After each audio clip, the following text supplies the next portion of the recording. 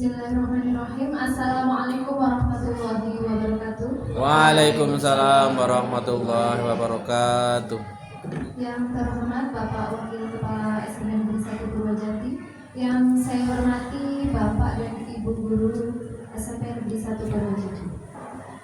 Pertama dan yang paling utama adalah kita panjatkan puji syukur kepada Allah Subhanahu wa Ta'ala karena atas limpahan taufik hidayah serta inayahnya. Alhamdulillah pada siang hari yang panas ya, kita masih bisa berkumpul dan menuntut ilmu dalam rangka pemenuhan tugas aksi nyata pendidikan guru muda. Bapak Ibu guru hebat yang saya hormati, perkenankan saya membacakan susunan acara pada siang hari ini. Acara yang pertama adalah pembukaan, acara yang kedua menyanyikan lagu Indonesia Raya, acara yang ketiga sambutan dari wakil kepala sekolah, acara yang keempat diseminasi budaya positif oleh CGP Angkatan 11, dan acara yang terakhir adalah penutup. Mengawali bingkai acara pada siang hari ini, marilah kita buka dengan bacaan basmalah ini. Bismillahirrahmanirrahim. Acara yang kedua yaitu menyanyikan lagu Indonesia Raya. Dalam hal ini akan dipimpin oleh Ibu Kandi Sutami, SPD, kepadanya disilakan. Hadirin dimohon berdiri.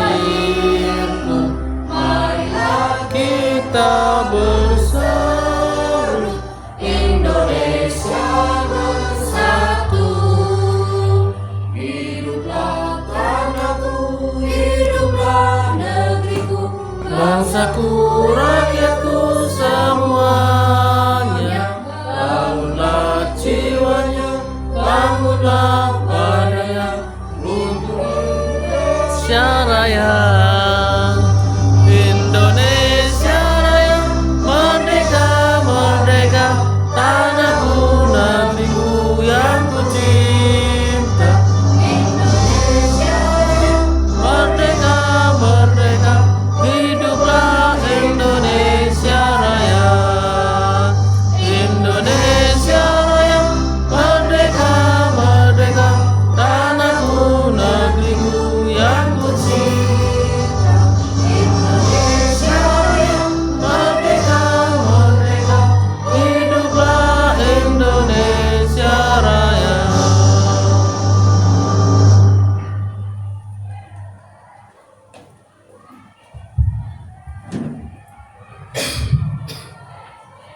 Hadirin diperkenankan duduk kembali.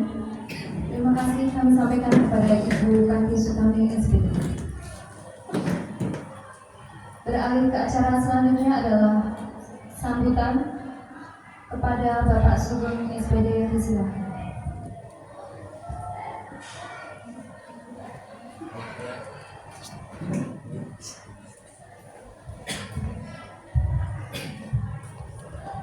Bismillahirrahmanirrahim.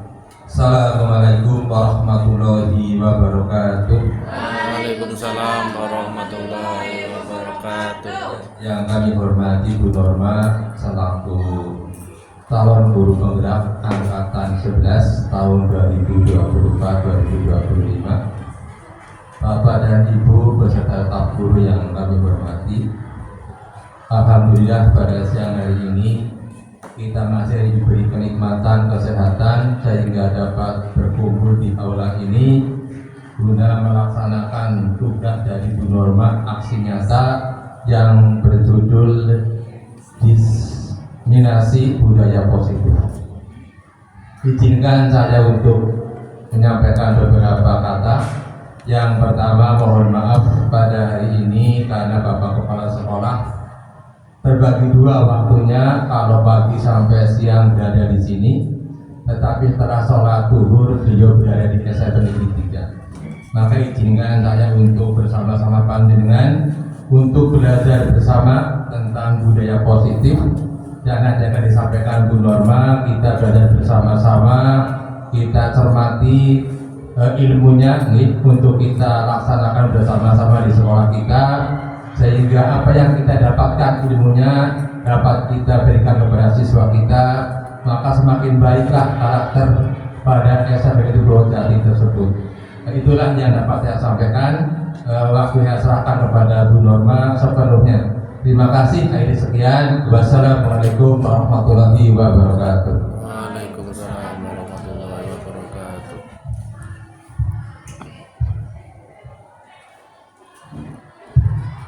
Terima kasih saya sampaikan kepada Bapak Sugeng SPD. Acara selanjutnya adalah diseminasi budaya positif oleh Ibu Norma Etika SPD. Sebelum acara saya berikan kepada Ibu Norma, saya ada pantun biar semangat Bapak Ibu. Oke. Biarkan kayu menjadi abu. Cakep. Abunya putih bagikan susu. Cakep. Selamat menuntut ilmu Bapak dan Ibu, tetap semangat dan jangan lesu. Oke.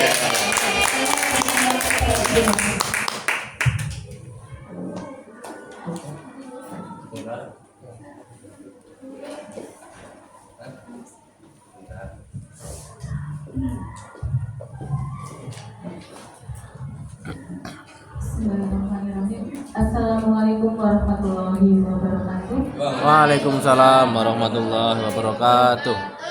Yang terhormat Bapak Suyarno SPD selaku Kepala Sekolah SMP Negeri 1 Purwojati.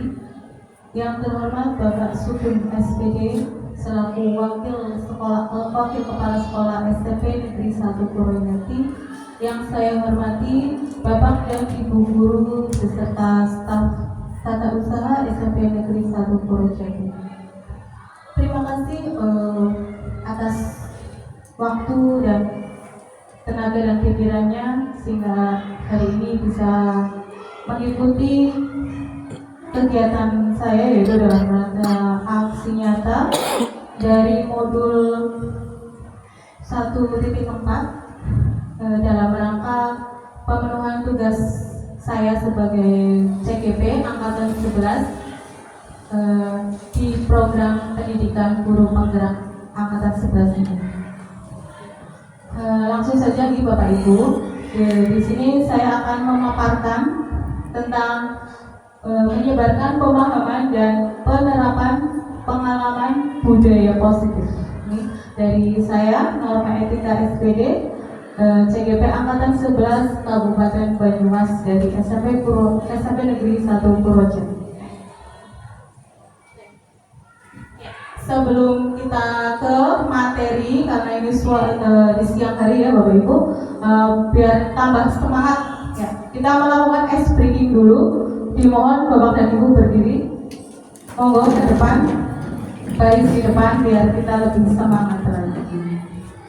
Ayo Bapak sentar ketuanya.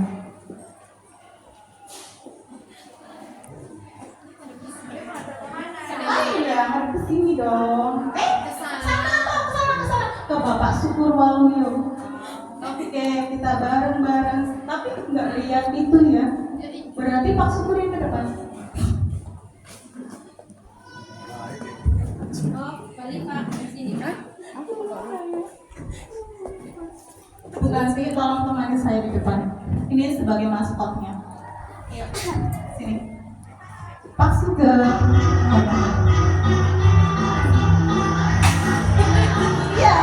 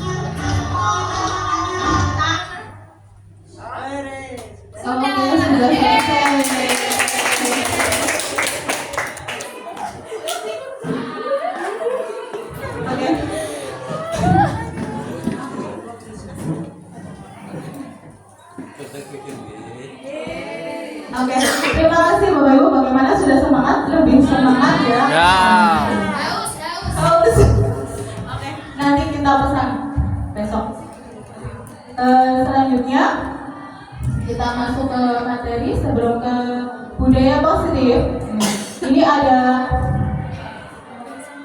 sebuah intermezzo ini untuk dari tujuan pendidikan. Ini adalah salah satu modul pertama yang saya pelajari, yaitu tentang pendidikan menurut Ki Hajar Dewantara. Jadi tujuan pendidikan menurut Ki Hajar Dewantara itu adalah menuntun segala kodrat yang ada pada anak-anak atau pada peserta didik yang kita ini, agar mereka dapat mencapai keselamatan dan kebahagiaan yang setinggi-tingginya, baik sebagai manusia maupun sebagai masyarakat. Jadi kita sebagai pendidik itu tidak hanya menuntut nih Bapak Ibu, tapi kita harus menuntun.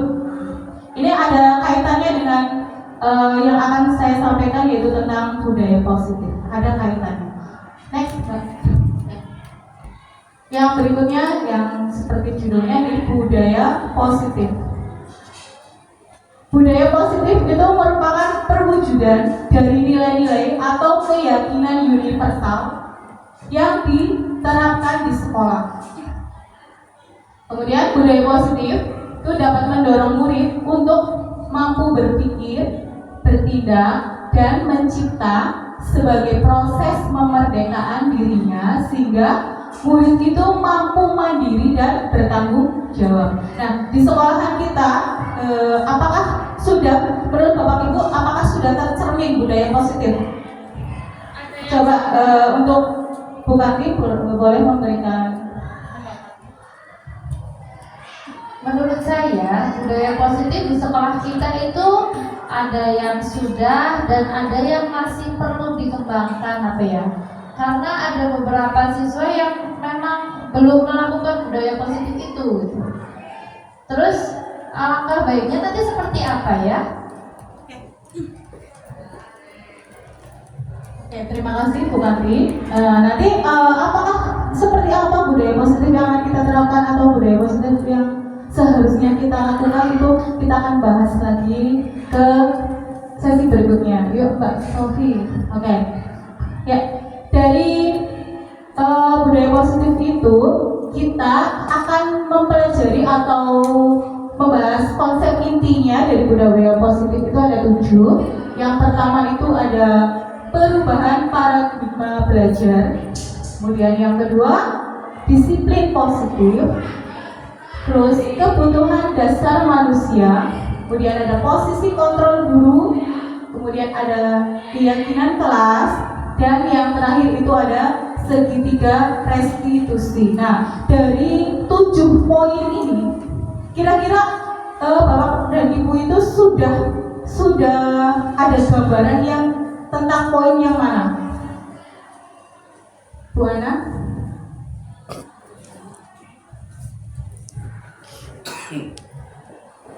Itu gambarannya tentang yang disiplin positif. Yang sudah Sarana laksanakan.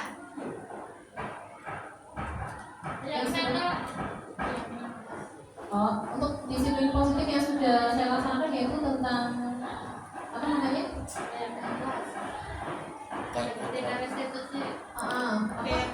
Ya, keyakinan kelas sudah saya terapkan di dalam pembelajaran saya di kelas. Terima kasih. Jadi untuk konsep inti budaya positif di sekolahan kita itu yang saya akan kupas itu ada 7. Nah, dari 7 ini mungkin di Bapak Ibu sudah tidak asing lagi, yaitu tentang keyakinan kelas yang kita sudah melaksanakan pada awal pembelajaran kemarin ya, awal semester. Kemudian yang kedua ada segitiga restitusi, juga ini insya Allah Bapak dan Ibu guru sudah melaksanakannya. Yuk, next Mbak. Ya, yang pertama yaitu tentang perubahan paradigma belajar. Perubahan paradigma pembelajaran ini merupakan pergeseran antara stimulus respon menjadi teori kontrol. Jadi paradigma ini adalah suatu pergeseran dari stimulus respon kita menjadi teori kontrol.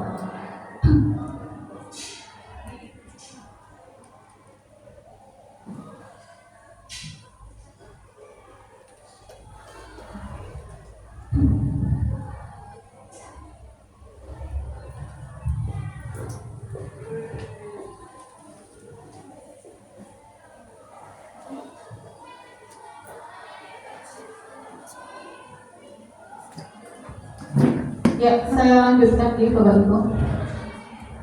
Tadi saya ulangi lagi tentang perubahan paradigma pembelajaran. Itu adalah perubahan dari stimulus respon ke teori konsep. Maksudnya, pembelajaran paradigma baru ini merupakan pembelajaran yang berorientasi dan berprinsip pada pembelajaran. Pembelajaran berdiferensiasi, sehingga murid belajar sesuai kebutuhan dan tahap pengembangannya untuk dapat mewujudkan profil pelajar Pancasila. Oke, di sini kan ada kata-kata mewujudkan profil pelajar Pancasila. Guru sudah paham nih profil pelajar Pancasila itu ada berapa nih? 6. Sudah hafal semua pastinya. Yang pertama adalah beriman dan bertakwa kepada Tuhan Yang Maha Esa. Nah, kemudian yang kedua, kebinekaan global. Kemudian yang ketiga ada gotong royong, terus kreatif, bernalar kritis, dan mandiri. Nah, itu maksudnya yang akan kita bahas dari perubahan paradigma itu. Jadi merubah dari stimulus respon itu menjadi teori kontrol berdasarkan untuk mewujudkan profil pelajar Pancasila. Nah, pembelajaran paradigma ini memastikan pembelajaran itu harus berpusat pada murid. Jadi kita hanya sebagai penuntun saja, tidak sebagai monitor, hanya sebagai monitor. Next, Bro. Oke. Nah, ini ada perubahan paradigma stimulus respon. Ada dari stimulus respon ke teori kontrol. Tadi kan saya sudah menjelaskan ya. Jadi paradigma perubahan itu dari stimulus respon ke teori kontrol.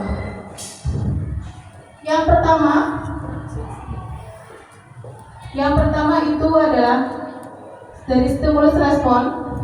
Kita mencoba mengubah orang agar berpandangan sama dengan kita. Nah, itu pemandangan yang sebenarnya kurang pas ya. Harusnya itu kita berusaha memahami pandangan orang lain tentang dunia. Jadi dari awalnya kita mencoba mengubah orang itu harus sama kayak kita, mengikuti kita ya. Tapi itu pandangan yang kurang pas, sehingga kita rubah menjadi teori kontrol. Kita berusaha memahami pandangan orang lain tentang dunia. Kemudian yang kedua, boleh dibacakan Butami. Yang kedua, perilaku buruk dilihat sebagai suatu kesalahan. Itu dari stimulus responnya berubah menjadi semua perilaku memiliki tujuan.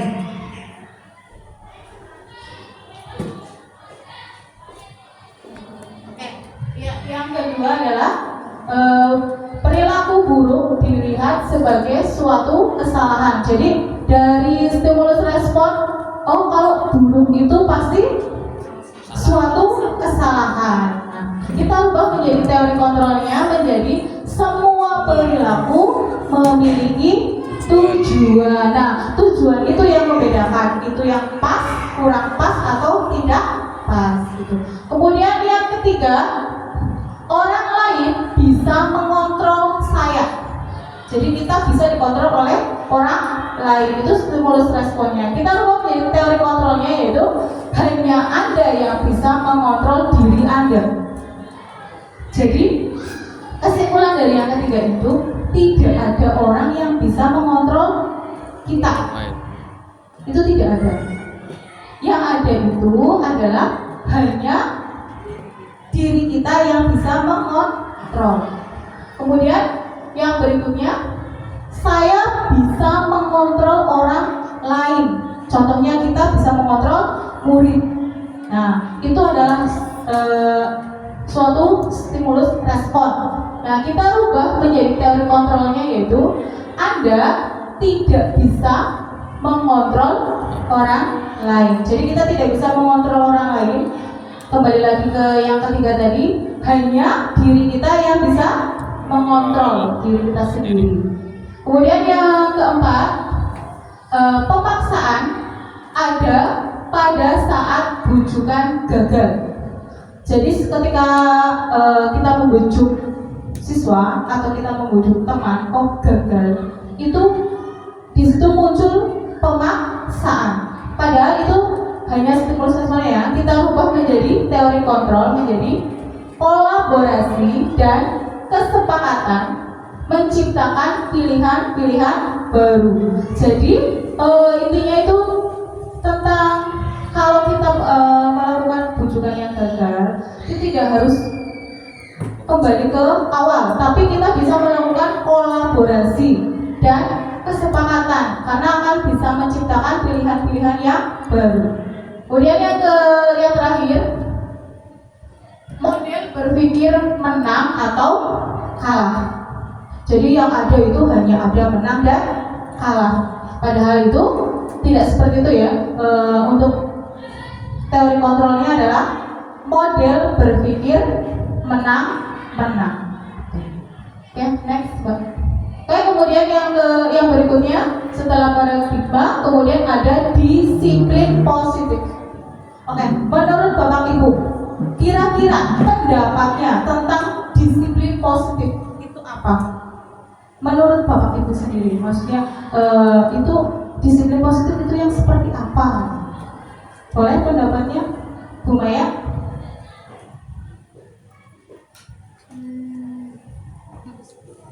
Hal-hal baik yang dilaksanakan setiap hari. Disiplin positif kalau menurut saya mungkin ya. Kalau menurut saya pribadi, disiplin positif itu siswa dapat menerapkan peraturan-peraturan yang sudah ditetapkan di sekolah dengan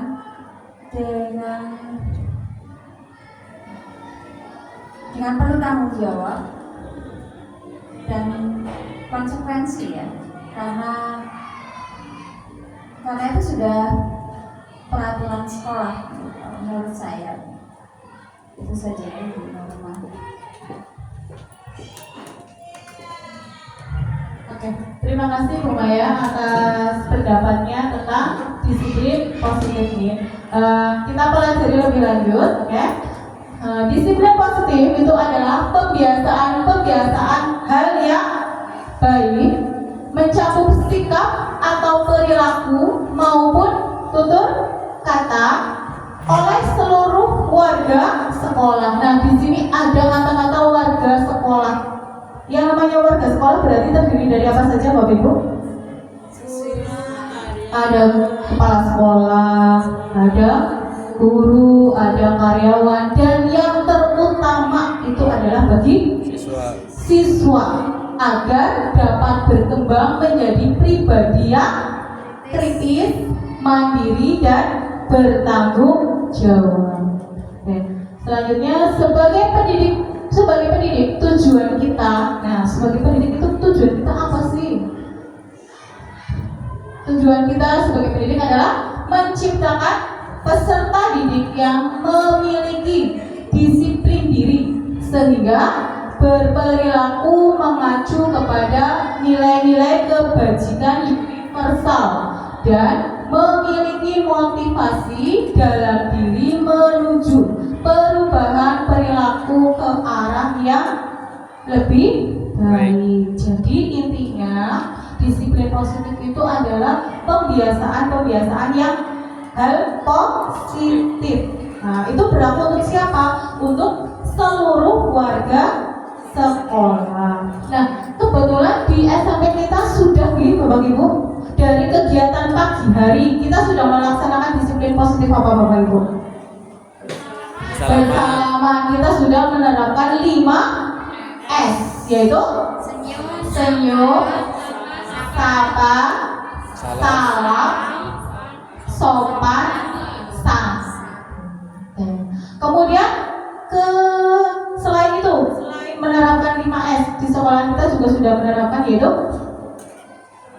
sholat zuhur berjamaah. Kemudian di setiap hari apa ya Bu Haja untuk kegiatan Asmaul Husna Kamis dan Jumat. Kemudian literasi juga termasuk disiplin positif ya Ibu kan ini. Setiap hari Selasa dan Rabu. Jadi alhamdulillah di sekolahan kita itu sudah menerapkan disiplin positif. Masih banyak lagi nih. Next. Kemudian setelah disiplin positif itu ada kebutuhan dasar manusia. Jadi kita sebagai manusia itu memiliki kebutuhan dasar, yaitu yang pertama itu ada kebutuhan bertahan hidup. Contohnya apa Bapak Ibu bertahan hidup? Kita makan, tidur, terus kesehatan dan keamanan tempat tinggal, pakaian gitu. Itu untuk kebutuhan dasar bertahan hidup. Kemudian yang kedua, ini yang paling penting ya Bapak Ibu, kebutuhan kasih sayang dan rasa diterima. Paling penting ya. Maksudnya itu Yang pertama yang kita penting. membutuhkan rasa diterima, dipedulikan, kemudian berbagi, kerjasama, dan menjadi bagian dalam kelompok. Kemudian yang ketiga ada kebutuhan penguasaan. Contohnya apa penguasaan itu? Harga diri. Kemudian ada keinginan untuk dianggap. Ada kemudian lagi memimpin, berprestasi, diakui dan didengar. Kemudian yang keempat ada kebutuhan dasar kebebasan, yaitu contohnya ada mandiri, memiliki pilihan, jadi kita berhak memilih ya Bapak Ibu. Kemudian mencoba hal baru dan mampu mengendalikan arah dirinya. Kemudian ada kebutuhan dasar manusia yang kelima, yaitu tentang kesenangan. Ada bermain, humor, antusias dan tertawa. Seperti tadi kita yang melakukan ice breaking. Berarti itu kebutuhan dasar apa Bapak Ibu? Kebutuhan dasar manusia. Iya, tentang khususnya tentang kesenangan. Oke, coba saya kembali bertanya, dari 5 kebutuhan dasar manusia ini, menurut Bapak Ibu mana yang paling prioritas? Bertahan hidup. Bertahan hidup. Sebenarnya semuanya memiliki prioritas masing-masing ya, tapi maksudnya Kasih sayang. yang paling Bapak Ibu yang paling penting gitu. Kasih sayang. Kalau saya pribadi kan kasih sayang dan rasa diterima ya. Mana siapa? Next Mas Sobi. Anak-anak dong. Itu ya Ibu, tadi ada kebutuhan dasar manusia. Ada berapa tadi? Ada 5. Oke. Bukan balon ada 5 ya, tapi kebutuhan dasarnya itu ada 5. Yang pertama apa coba? Tadi sudah ditutup. Bertahan hidup. Kemudian Kasih sayang. kasih sayang dan Terima. kemudian yang ketiga Penguasaan. coba kebebasan. Kesenangan. Oke, tepuk tangan untuk kita semua. Ternyata masih jos banget ini pikiran.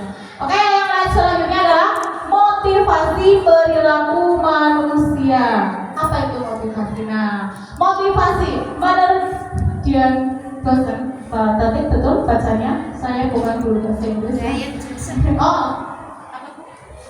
ya, dosen. Oke. Dalam bukunya apa itu bacanya? Restructuring School Discipline ya. Restructuring School Discipline. Menyatakan ada 3 motivasi perilaku manusia. Yang pertama apa Bapak Ibu? Untuk menghindari Oke, untuk menghindari hukuman. Yang kedua, untuk mendapatkan imbalan atau penghargaan dari orang lain. Kemudian yang ketiga, untuk menjadi orang yang mereka inginkan ya, dan menghargai diri sendiri dengan nilai-nilai yang mereka percaya. Nah, maksudnya di sini motivasi perilaku manusia. Manusia kan banyak perilakunya ya, Bu. Nah, itu menurut Jason itu ada 3. Yang pertama, motivasi itu untuk tujuannya itu untuk menghindari hukuman. Nah, maksudnya itu menghindari hukuman itu merupakan motivasi ekstrinsik karena murid melakukan disiplin diri untuk menghindari hukuman. Contohnya apa Bapak Ibu? rambutnya pendek, Rambutnya pendek, iya betul. Siswa memotong rambut itu rata-rata tujuannya bukan untuk diri sendiri, tapi untuk menghindari hukuman dari kesiswaan, ya Bu Istri. Kemudian yang kedua, motivasinya itu untuk mendapatkan imbalan atau penghargaan dari orang lain. Nah, ini juga masuknya motivasi ekstrinsik karena murid melakukan disiplin diri itu karena ingin mendapatkan imbalan atau penghargaan atau pujian dari guru. Kemudian yang ketiga, motivasinya itu hanya yang ketiga ini yang penting ya, untuk menjadi orang yang mereka inginkan dan menghargai diri sendiri dengan nilai-nilai yang mereka percaya. Jadi dari ketiga motivasi ini, kira-kira yang yang sering terjadi di anak didik kita itu yang mana? Apakah yang pertama, yang kedua, atau yang ketiga? Kebanyakan. 1 dan 2. 1 dan 2 karena mereka hanya untuk menghindari hukuman atau hanya sekedar untuk mendapatkan imbalan, penghargaan atau pujian. Next. Nah, ini ya Bapak Ibu, perbedaan antara hukuman, konsekuensi dan restitusi. Nah, pertama ada hukuman. Hukuman itu bersifat tidak terencana atau tiba-tiba. Jadi kita tidak merencanakan mau dihukum apa, mau ditindaklanjuti seperti apa, itu namanya hukuman. Anak atau murid itu tidak tahu apa yang akan terjadi dan tidak dilibatkan. Dan hukuman itu bersifat satu arah dari pihak guru yang memberikan, jadi hanya dari pihak guru, dari pihak kita saja, dan murid hanya menerima suatu hukuman tanpa melalui suatu kesepakatan. Jadi tidak ada kesepakatan antara guru dan murid atau pengarahan dari pihak guru, baik sebelum atau sesudahnya. Hukuman yang diberikan bisa berupa fisik maupun psikis. Nah, murid kita disakiti oleh suatu perbuatan atau kata-kata. Jadi kesimpulannya hukuman itu adalah sesuatu yang tidak terencana dan tidak ada keterlibatan murid ya, hanya sepihak saja. Kemudian yang kedua ada konsekuensi. Nah, konsekuensi itu bedanya, kalau hukuman tadi tidak terencana, kalau konsekuensi itu sudah terencana atau sudah disepakati antara guru dengan murid, sudah dibahas, sudah disetujui oleh murid dan guru. Nah, umumnya bentuk-bentuk konsekuensi itu dibuat oleh pihak guru atau pihak sekolah dan murid. Sudah mengetahui sebelumnya konsekuensi yang akan diterima bila ada pelanggaran. Jadi berarti dengan kata lain konsekuensi itu kata lainnya apa Bapak Ibu? Kan sudah ada kesepakatan nih antara siswa dengan murid. Hanya di kelas, setiap kelas kita juga sudah ada. Tertib. Tata tertib kan itu kita sudah menyepakati antara guru atau pihak sekolah dengan siswa. Konsekuensi biasanya diberikan berdasarkan suatu data yang umumnya dapat diukur. Misalnya, setelah 3 kali tugasnya tidak diselesaikan pada batas waktu yang diberikan. Misalkan seperti saya mengajar matematika, ada tugas. Nah, kalau sekali, 2 kali, ketiga kalinya tidak dikerjakan, berarti kita sudah sepakat ada konsekuensi.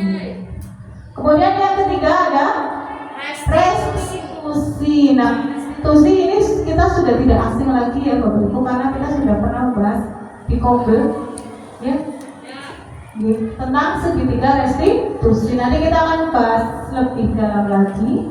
Ini hanya sebagai pengantar saja. Apa itu pengertian dari restitusi Bapak Ibu?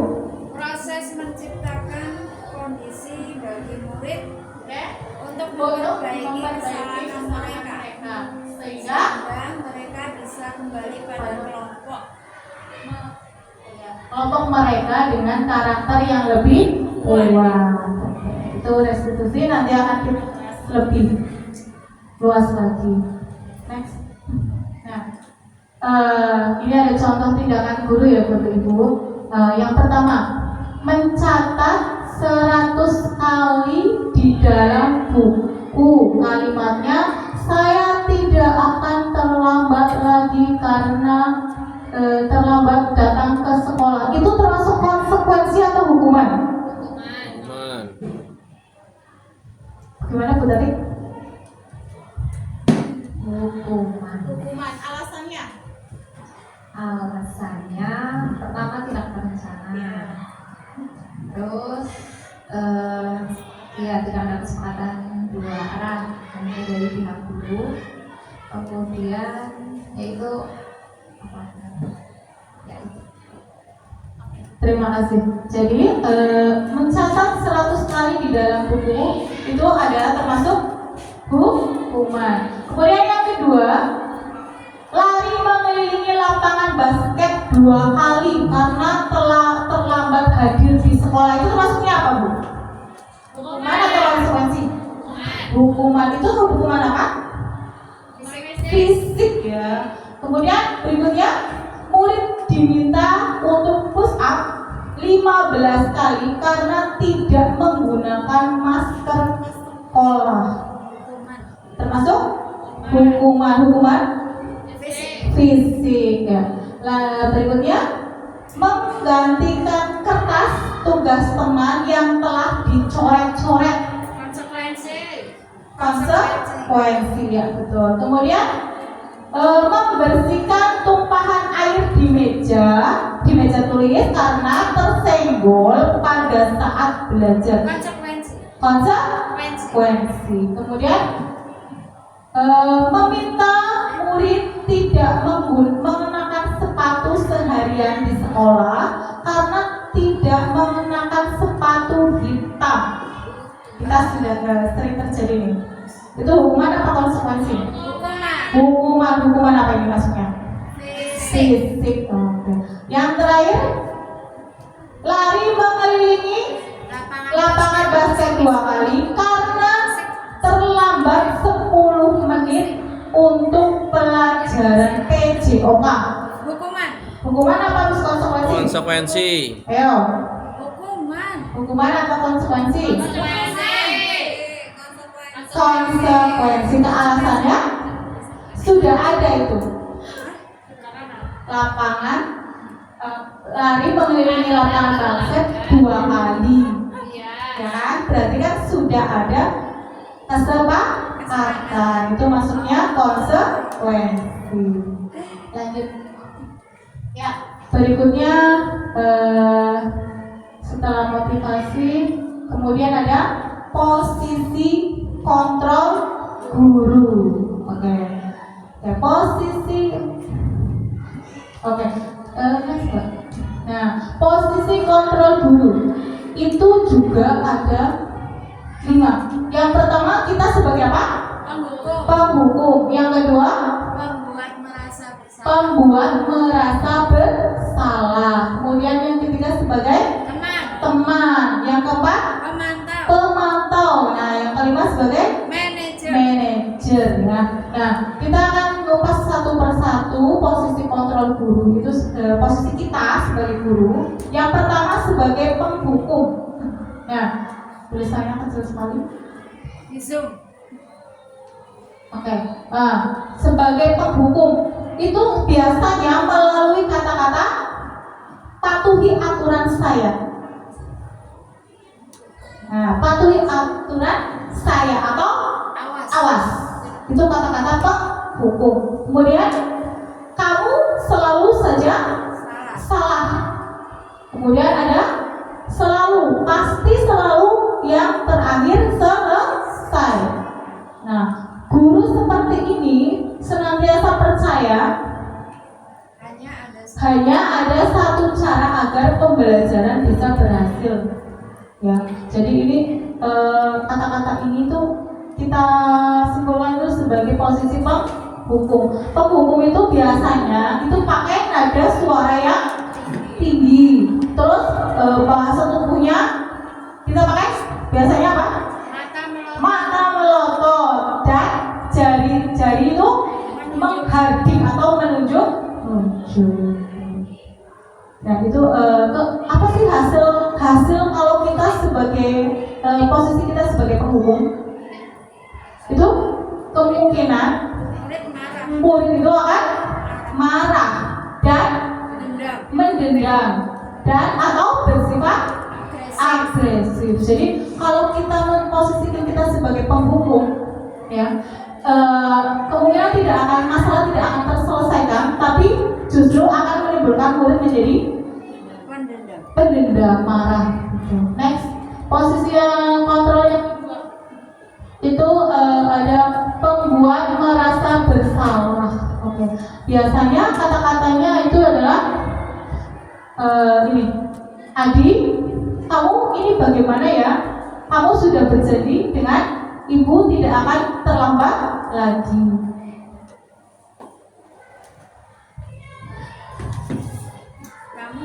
Kamu kenapa selalu mengecewakan ibu? Ibu benar-benar kecewa sekali. Nah ini membuat anak itu merasa bersalah. Hasilnya apa? Murid akan merasa bersalah telah mengecewakan bapak atau ibu gurunya. Ya. Next, Mbak. Kemudian posisi kontrol yang ketiga adalah sebagai teman. Nah, biasanya kata-katanya itu, Adi, ayolah, bagaimana sih kamu? Kemarin kamu sudah janji ke ibu bukan? Kenapa terlambat lagi? Tapi mimik mukanya itu tidak pakai melotot gitu, dengan muka yang santai, tertawa ringan. Nah, kata-kata ini biasanya itu ini adalah posisi kontrol sebagai teman. Ya. Beda dengan tadi yang pertama sebagai penghukum, pembuat merasa bersalah. Kemudian yang ketiga ada teman. Kemudian yang keempat posisi kontrol kita adalah sebagai pemantau. Jadi kita hanya memantau murid kita saja. Hanya memantau, sekedar memantau saja. Kemudian next, yang terakhir posisi kontrol posisi kita adalah sebagai manajer.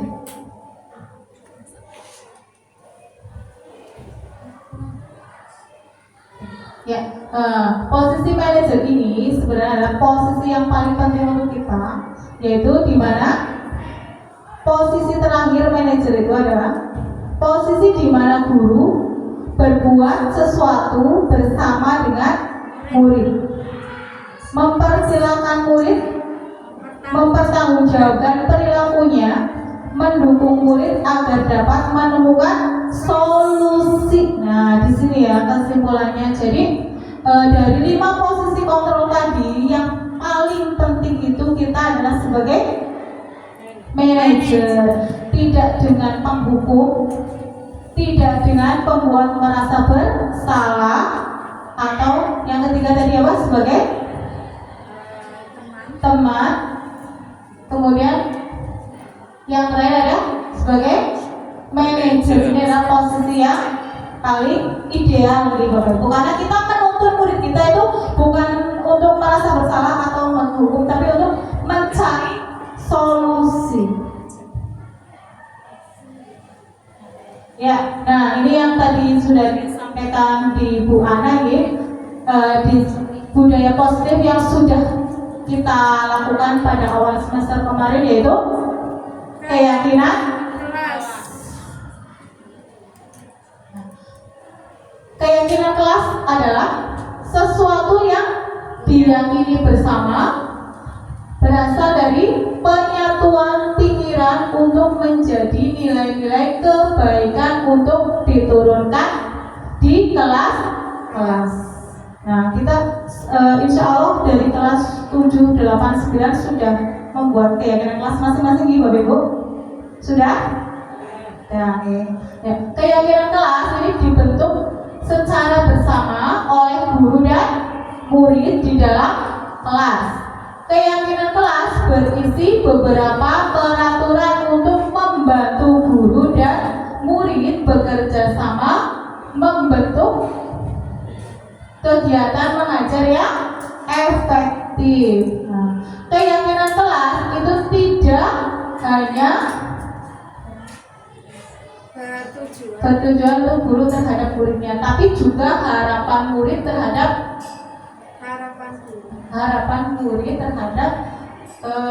dan harapan guru ya, terhadap proses pembelajaran berlangsung. Nah, di sini sering muncul pertanyaan, menurut Bapak dan Ibu, keyakinan kelas dan aturan kelas itu sama atau tidak? Sama atau tidak?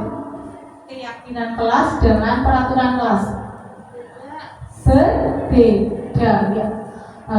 Mengapa kita memiliki peraturan tentang penggunaan, contohnya ini ya, mengapa kita memiliki peraturan tentang penggunaan helm pada saat mengendarai kendaraan roda 2 atau menggunakan motor? Itu kemungkinannya untuk apa jawabannya? Kenapa kita harus memakai helm pada saat mengenakan naik sepeda motor? Alasannya menjaga keselamatan. Oke. Nilai-nilai keselamatan atau kesehatan inilah yang kita sebut sebagai suatu keyakinan. Oke. Contohnya lain lagi, kita pada saat hujan kita menggunakan payung. Alasannya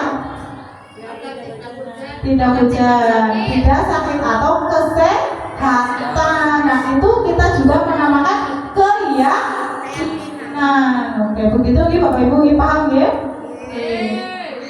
Next. Pembentukan keyakinan sekolah atau kelas yang kemarin sudah kita laksanakan.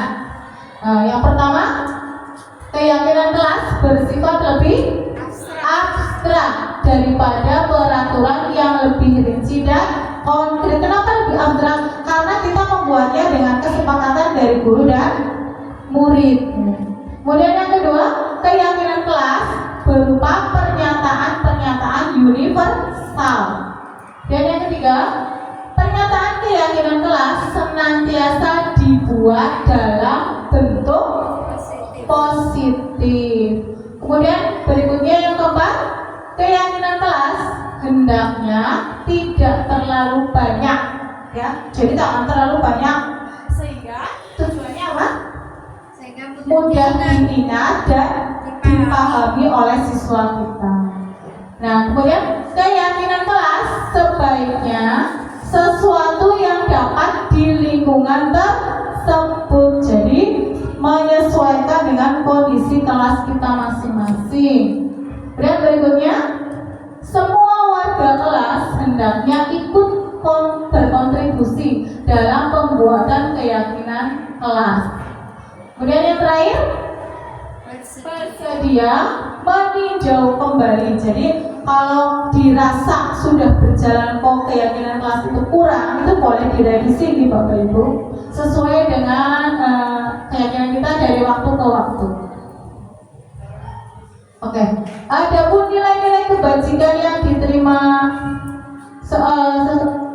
secara universal itu lepas dari latar belakang budaya, bahasa, suku, bangsa maupun agama, itu berupa hal-hal seperti ada keadilan, kehormatan, peduli, integritas, kejujuran, pelayanan, kemudian keamanan, kesabaran, tanggung jawab, mandiri, berprinsip, keselamatan, kesehatan, dan masih banyak lagi ya nilai-nilai kebajikan yang bersifat universal atau bersifat umum. Ini yang terakhir nih Bapak Ibu, materi kita yang tadi sudah saya sampaikan, yang tadi kita sudah laksanakan di kelas kita. Selain keyakinan kelas, yaitu ada segitiga restitusi. Nah, apa sih itu restitusi? Restitusi adalah, coba saya minta tolong dibacakan Bu Ana.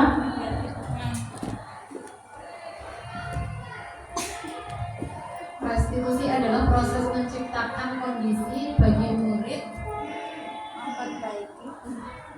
memperbaiki kesalahan mereka sehingga mereka bisa kembali pada kelompok mereka dengan karakter yang lebih kuat.